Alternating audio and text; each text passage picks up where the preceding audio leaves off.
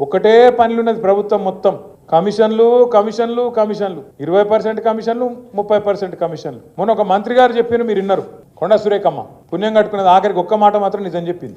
మా ప్రభుత్వంలో ఫైళ్లు కదలాలంటే మంత్రులు చేయి దడపందే కాదు, కానీ నేను ఒక్కదాన్ని మాత్రం మంచిదాన్ని మా వాళ్ళు అందరూ లంగాలని చెప్పింది. ఆమె నిజాయితీ.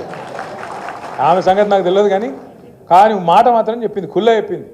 మంత్రులు పైసలు తీసుకుంటారు, ఫైళ్లు కదలాలంటే నిజాయితీగా చెప్పింది. ఇంకో తమ్ముడు ఉన్నాడు ఎమ్మెల్యే మహబూబ్ నగర్, ఆయన ఖుల్లా చెప్పిండు, కాంగ్రెస్ ఎమ్మెల్యే 30% కమిషన్ తీసుకుంటాను మా మంత్రులని.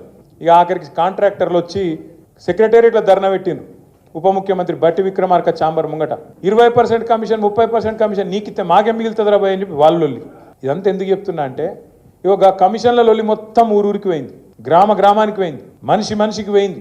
వీళ్ళంతా కుంభకోణాలు ఎంత దోపిడీ చేస్తున్నారో ఈ 16-17 నెలలనే బిల్డర్లను, కాంట్రాక్టర్లను, ఆఖరికి చిన్న చిన్న నాయకులను ఎవ్వని వదలకుండా తాట తీస్తున్నారు, కమిషన్లు తింటున్నారు అనే మాట తెలిసినాక మరి పబ్లిక్ మైండ్ డైవర్ట్ చేయాలి కదా.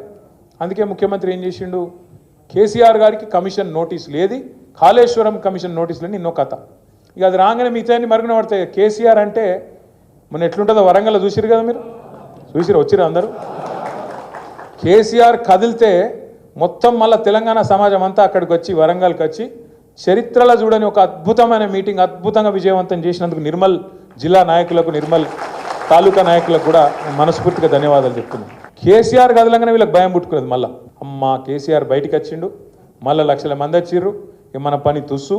కాబట్టి ఏం చేయాలి, ఏదో ఒకటి చేయాలి, నోటీసులు ఇవ్వాలి, ఏదో జరుగుతుందన్నట్టు బిల్డప్ ఇవ్వాలి, ఏదో ఒకటి చేసి మన వైఫల్యాల నుంచి, మన అటర్ ఫ్లాప్ గవర్నమెంట్ నుంచి ప్రజల దృష్టి మలచాలి.